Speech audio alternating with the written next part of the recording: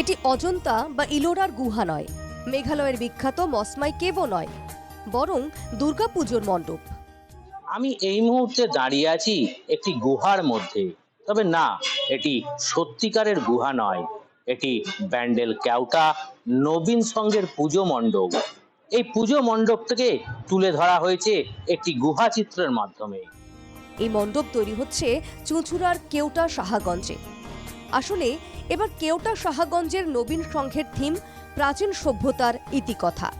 এবছর তাঁদের পুজো 52 বছরে পা দিল। আমাদের এই থিমটার নাম হচ্ছে প্রাচীন সভ্যতার ইতিকথা।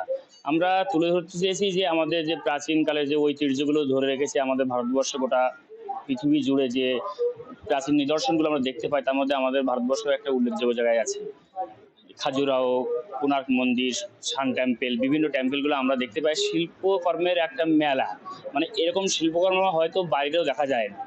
তো এগুলো সবই প্রাচীনকাল থেকেই শুরু হয়েছে, মানে মানুষের গুহা চিত্র থেকে শুরু করে বর্তমান সময়েও মানুষ শিল্পকর্ম করে গেছে।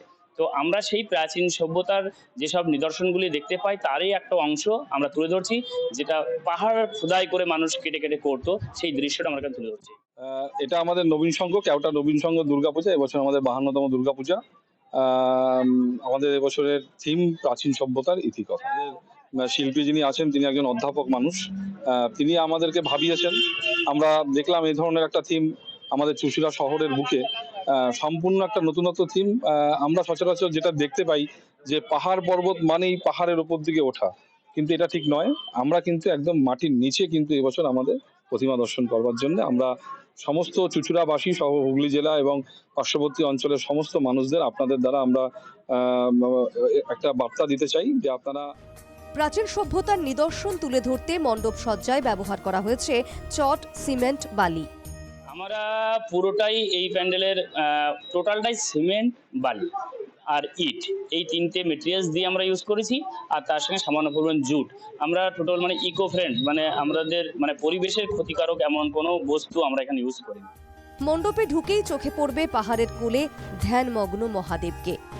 গুহার ভেতরে শুধু দেবী দুর্গা নয়, দর্শন মিলবে হিন্দুদের প্রায় সব দেবদেবীদেরই। নবীন সংঘের এবছর দুর্গা প্রতিমায় বিশেষত্ব 10 হাত নয়, 18 হাত। আর আমরা বিশেষত বলতে এবার আমরা সবসময় দেখি প্রত্যেক প্যান্ডেলে গেলেই দুর্গা ঠাকুরকে আমরা 10 হাত দেখি। আমরা এটা 18 হাত করেছি। তো এটা একটা শিল্পীর কল্পনা, মানে আমরা সমস্ত দেবদেবীকেই আমরা বিমূর্ত, এদের কোনো নিজস্ব আকার নাই।